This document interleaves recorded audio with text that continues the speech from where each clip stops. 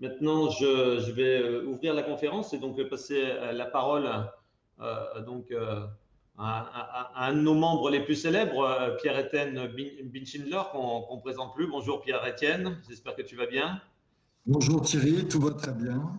Et nous avons lancé cette conférence sur les enjeux de la filière de la construction, donc terreau d'innovation. Donc, tu nous as fait grandir donc au travers du comité stratégique de filière en nous adossant, on va dire, aux travaux, on va dire, de ce comité. Et donc, merci. Voilà notre ruissellement, puisque c'est un mot couramment utilisé aujourd'hui, on va dire, politiquement, j'ai produit ses effets, on va dire, sur le plan socio-économique et tant mieux. Donc, je te cède la parole et bonne continuation. Merci Thierry. Jean-Luc, c'est toi qui présente le PowerPoint, je crois. Absolument. J'attends juste que c'est pas moi qui le mets en ligne par contre. Donc, j'attends juste qu'il soit en ligne. Et moi, je passerai les diapos, mais il me faut d'abord que l'équipe technique me mette en ligne la présentation. Thierry, je te remercie, mais c'est le travail que voilà, vous faites. C'est fait. Avec donc, je te passe la première diapo. Donc, voilà. Donc, sur le... Voilà, c'est parti. Oui, donc ce que je disais, Thierry, l'existence de notre présence et de la mienne au sein du comité de stratégie de filière et du plan de relance concernant le bâtiment plus particulièrement est en grande partie due au travail que tu as fait avec tes équipes et qui continue à faire du pôle Fibre Énergie Vie un pôle de compétitivité qui fonctionne particulièrement bien.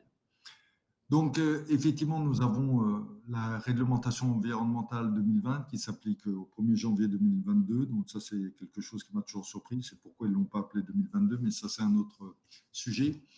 Vous savez, souvent, on est très critique vis-à-vis des nouvelles réglementations en vigueur.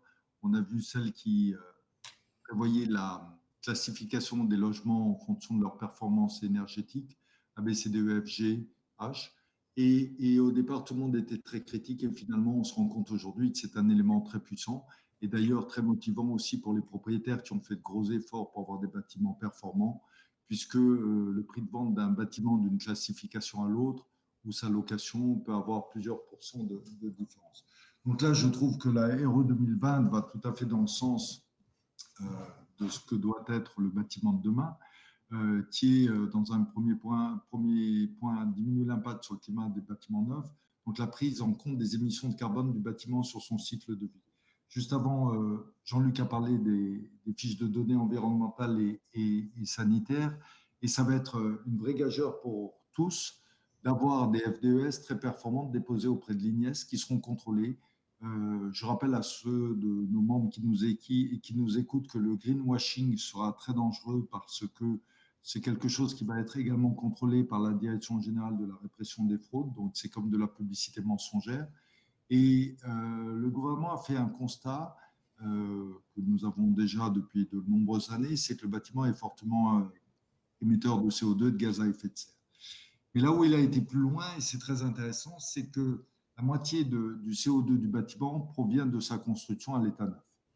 Et sur les 45%, 22,5% proviennent de l'acte de construire et après le reste, les 22,5 autres %, viennent de l'exploitation du bâtiment sur une période considérée par le gouvernement de 50 ans. Il fallait prendre une durée pour pas que ça laisse la place à beaucoup d'interprétations.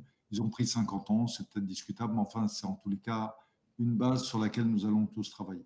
Donc ça, c'est le premier point. Il va être très important parce que ça va réellement changer l'utilisation des produits qui vont être utilisés dans l'acte de construire. Ensuite, l'incitation au recours à des méthodes, à des bandes constructives peu émetteurs en carbone qui permettent de le stocker.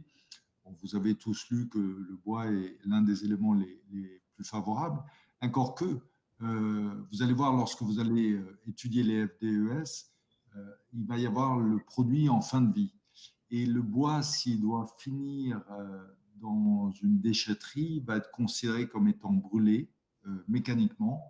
Et à ce moment-là, le bois va relarguer son CO2. Donc le bois peut ne pas être aussi performant que ce que l'on pense en termes de CO2 si on ne sait pas donner une utilisation en fin de vie. Alors, on peut se dire que c'est un peu bizarre, mais dans les bois, il y a plusieurs choses et ce n'est pas aussi simple que cela. Ensuite, bien évidemment, privilégier les énergies les moins carbonées et sortir des énergies fossiles. Mais là, je crois que c'est quelque chose sur lequel l'État français et les autres États européens ont beaucoup agi et il y a encore beaucoup à faire. Énergie photovoltaïque, le fait de consommer moins d'énergie, bien évidemment, en étant la meilleure énergie verte, et l'éolien ou que sais-je. Amélioration de la performance énergétique et réduire les consommations. Donc la RE 2020 va un peu plus loin que la RE 2012. Renforcer la sobriété énergétique à travers la performance de l'enveloppe du bâtiment et systématiser le recours à la chaleur renouvelable. Donc peut-être que ça va relancer un petit peu de géothermie à moyenne profondeur. En Alsace, on est un peu frileux suite à ce qui s'est passé avec des sondages à haute profondeur, mais je crois que ce serait une erreur de ne pas continuer d'avancer sur cette thématique-là. Slide suivant. Construire des logements adaptés aux conditions climatiques futures. Alors l'objectif, c'est le confort d'été. Il est vrai, si je prends le terme d'isolation, on pense toujours à l'hiver et se protéger du froid. Mais il s'avère que nous sommes dans une période de réchauffement climatique, donc il va falloir, par exemple, avoir des équipements, si possible naturels, ou des modes constructifs qui permettent de mieux protéger lorsqu'il fait chaud, et également de prendre en compte les périodes caniculaires. Là aussi, c'est un changement complet dans l'analyse de la performance d'un certain nombre de produits, où on va regarder effectivement leur comportement en période chaude et est-ce qu'ils sont aussi performants que ce que nous pouvons espérer dans les périodes froides. Ensuite, il faut assurer une bonne qualité de l'intérieur dans les logements. Donc ça va concerner toutes les colles et autres qui composent les produits qui viennent à l'intérieur et favoriser les produits issus du réemploi. Donc l'économie circulaire devient un élément majeur. Ensuite, les enjeux du volet carbone, la RE 2020. Donc, c'est bien évidemment limiter les émissions de gaz à effet de serre pour les constructions neuves. Donc, le CO2 étant le premier des éléments qui contribuent au gaz à effet de serre. On va avoir une période longue et courte puisque nous avons des objectifs ou ont été fixés des objectifs à 2030. On se dit que c'est dans 9 ans ou 10 ans, c'est loin. Mais si vous vous rappelez de là où nous étions il y a 10 ans en arrière, on a l'impression que c'était hier. Donc, il ne faut pas baisser les bras et je dirais même qu'il faut sérieusement accélérer parce qu'aujourd'hui, on ne le perçoit pas encore, mais ça va être très rapide avec les passations de marché dans les appels d'offres publics. La société ou les producteurs de produits qui auront la meilleure performance en termes de CO2 seront certainement favorisés par rapport à ceux qui ne le sont pas. Décarboner la construction, donc bien évidemment encourager la décarbonation des matériaux. Alors, il y a plusieurs choses, utiliser des matériaux qui viennent du bio, mais surtout des matériaux auxquels on donne une seconde vie. Et surtout, je réinsiste là-dessus, trouver une solution pour la fin de vie des matériaux, soit leur donner un nouvel usage, soit pouvoir les réutiliser dans la production des produits qu'ils constituaient à l'origine. Le recours aux matériaux stockant du carbone, j'ai parlé du bois, recycler et réemployer et encourager la mixité des matériaux, c'est-à-dire que là aussi, le gouvernement a voulu qu'on ne se polarise pas que sur un seul type de produit, ce qui est plutôt une bonne chose parce que opposer les matériaux, ce serait la plus grande erreur. Et je crois qu'il faut laisser les industriels et les entrepreneurs travailler pour pouvoir être plus performants. Ensuite, décarboner les énergies. Vous avez vu que la nouvelle réglementation font que tous les bâtiments ayant plus de 1000 m² de surface au sol doivent être soit végétalisés, soit photovoltaïqués. Et cela va changer à partir de l'année prochaine puisque ça va être les surfaces de plus de 500 m². Donc, il y a un vrai tournant qui va être pris pour permettre à la France de respecter ses engagements qui ont été pris lors de la conférence de Paris de la COP21.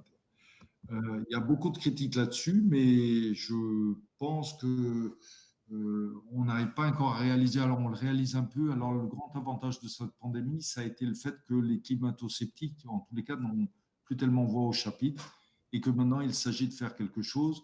Thierry Bièvre parlait du rapport du GIEC, qui, je crois, se veut volontairement alarmiste, mais ils ont bien raison. Et puis, l'écologie ou le fait d'y travailler, c'est quelque chose d'assez intéressant parce que c'est le seul domaine où individuellement on a raison et globalement tort. Ce que je veux dire par là, c'est que on peut toujours se dire que de ne pas prendre une voiture hybride ou rechargeable ou électrique ou de faire des bâtiments plus performants, c'est vrai que ça ne va pas changer la face du monde. Mais, et donc, on a raison de peut-être pas faire grand-chose. Par contre, si vous raisonnez au niveau global, si tout le monde fait pareil, il n'y a pas grand-chose qui va s'améliorer.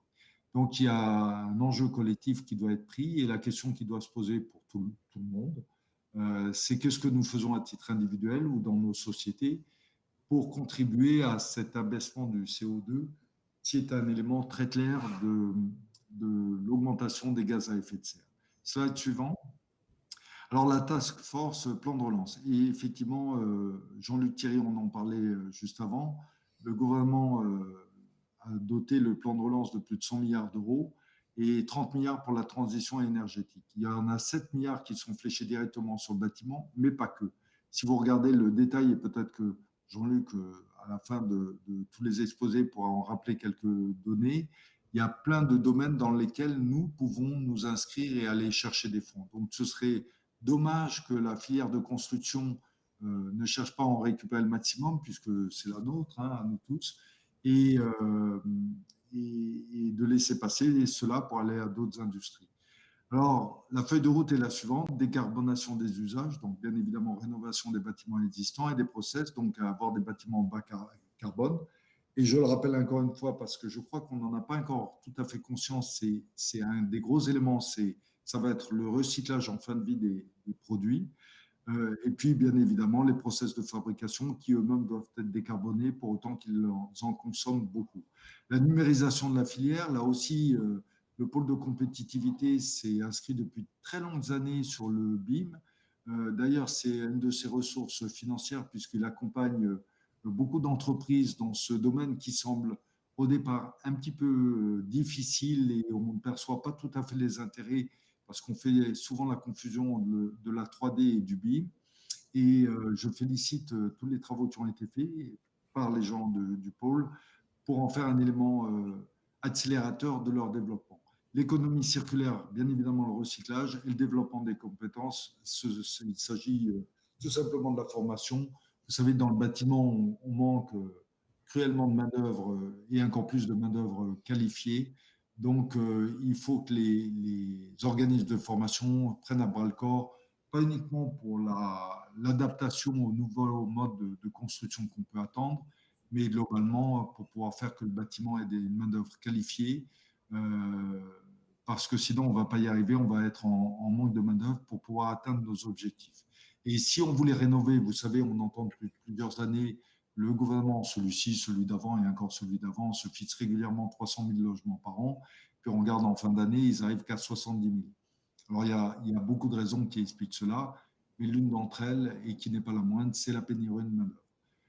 Voilà, donc je trouve que tout ça, c'est une très grande opportunité. Je crois que c'est une grande opportunité pour le pôle, puisque nous avons échangé avec Thierry Bièvre, notre président, et il nous apparaît, et Jean-Luc, bien évidemment, et son équipe, et il nous apparaissait bien évidemment comme une grande opportunité pour le pôle, puisque le pôle et les travaux qui sont faits s'inscrivent à 99% sur ce qui est demandé dans le plan de relance pour la filière de la construction.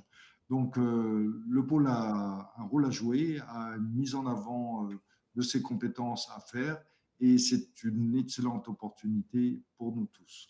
Voilà, Jean-Luc, je crois que j'ai terminé, puisque ça doit être la dernière page du slide.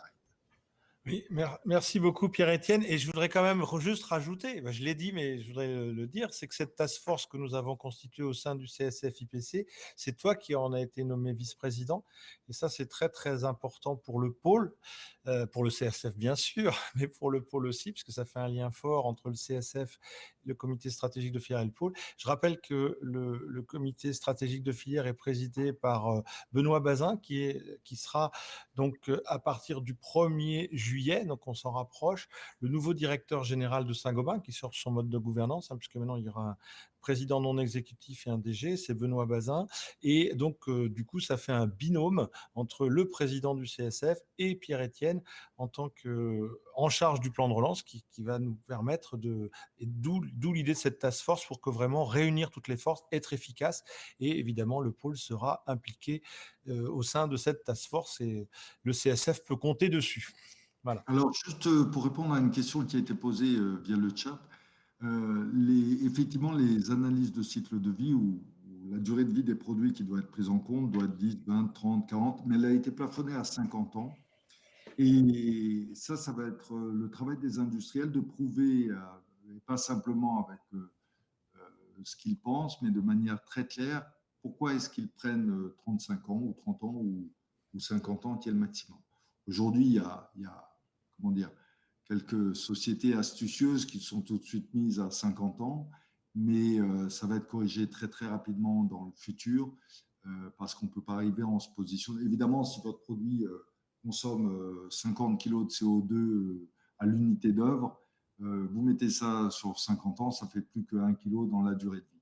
Mais si la durée de vie réelle est de 25 ans, ça deviendra 2 kg de CO2 pendant la durée de vie qui devra être prise en compte dans le calcul du CO2 global du bâtiment. Donc, c'est un travail assez important et comme je le disais, Jean-Luc et son équipe, Thierry, sous l'autorité de Thierry, ont pris l'initiative d'accompagner les entreprises dans le calcul de leur FDES, qui est un élément extrêmement important.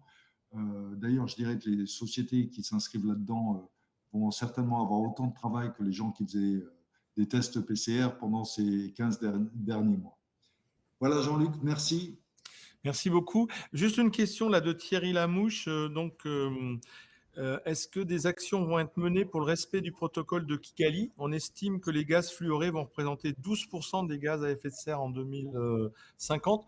Donc, personnellement, ce n'est pas un sujet qu'on a traité jusqu'à maintenant, mais évidemment, on est ouvert pour le… Je ne sais pas si Pierre-Étienne, tu souhaites répondre à cette question. Les HCFC sont interdits dans la plupart des pays aujourd'hui et il y a une période d'adaptation pour les entreprises. Souvenez-vous, lorsqu'il y avait des trous dans la couche d'ozone, je ne sais plus en quelle année il y a eu la conférence de Montréal, 85-86. Oui, pardon. Le monde a pris le sujet à bras-le-corps. Les HCFC ont été strictement interdits. Et aujourd'hui, à ma connaissance, on n'entend plus trop parler des trous dans la couche d'ozone. Donc, j'imagine qu'ils sont en train de se refermer. Donc, ça a très, très bien fonctionné. Donc, c'est une volonté politique. Et moi, qui suis plutôt libéral, je dirais que cette fois-ci, les politiques doivent prendre leurs responsabilités et fixer un cadre très clair pour les industriels et les entrepreneurs afin qu'ils sachent vers où aller, dans quel délai et quels sont les objectifs poursuivis. Merci beaucoup, Pierre-Étienne. Je vous propose de passer maintenant… Pardon, excuse-moi Thierry. Non, je remercie Pierre-Étienne et je voulais encore le féliciter pour son action très vive donc, dans le cadre du comité stratégique de filière. Donc bravo à toi. Merci. Merci Thierry, à bientôt. Au revoir. Au revoir Pierre-Étienne.